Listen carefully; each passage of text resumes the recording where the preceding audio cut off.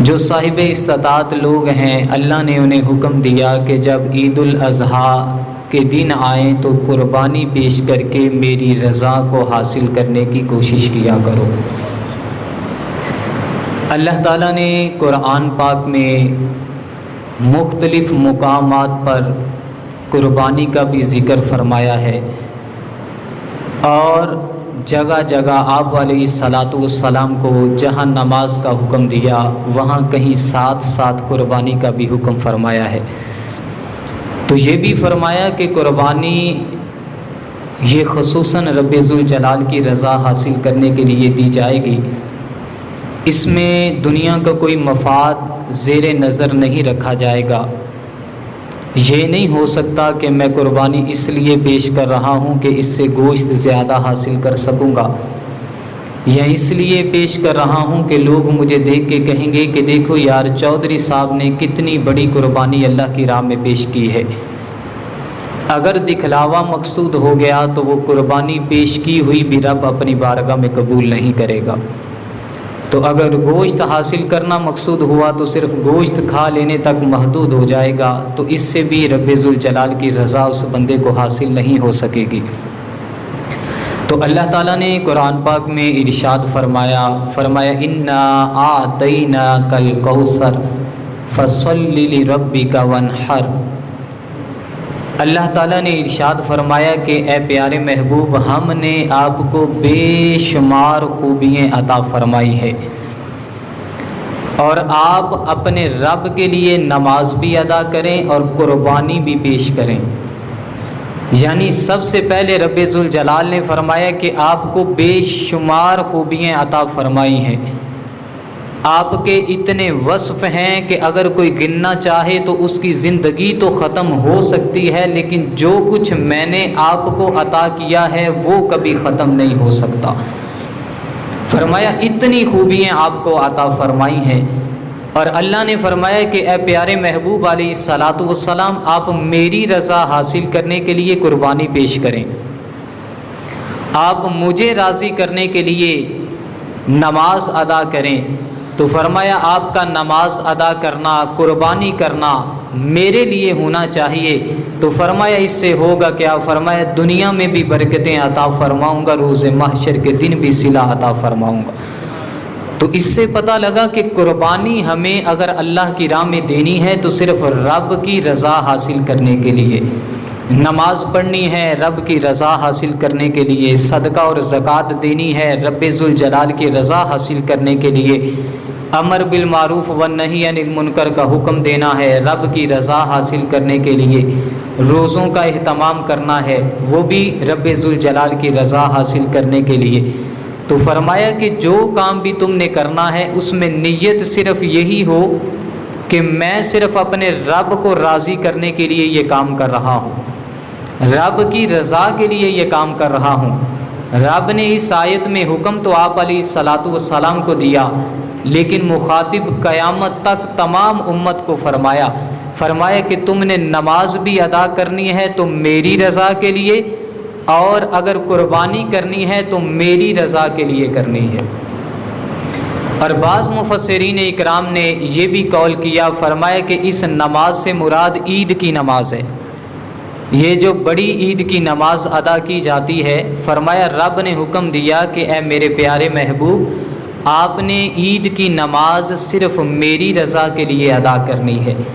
اور فرمایا عید کی نماز ادا کرنے کے بعد آپ نے قربانی بھی صرف میری رضا کے لیے پیش کرنی ہے۔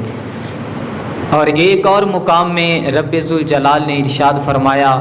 اِنَّ صَلَاتِي وَنُسُكِي وَمَحْيَايَ وَمَمَاتِي لِلَّهِ رَبِّ الْعَالَمِينَ۔ اللہ تعالیٰ نے فرمایا کہ اے میرے پیارے محبوب، آپ تمام دنیا سے مخاطب ہو کے یہ فرما دیں کہ میری نماز، میری قربانی، میری زندگی، میری موت صرف رب ذوالجلال کے لیے ہے۔ یعنی بندے کا عقیدہ یہ ہونا چاہیے، بندے کو اہتمام یہ کرنا چاہیے، نماز کی صورت ہو، قربانی کی صورت ہو، اپنی زندگی کی بات آئے، اپنی موت کی بات آئے تو وہ یہی کہے یہ تو سب کچھ اس رب ذوالجلال کی عطا ہے۔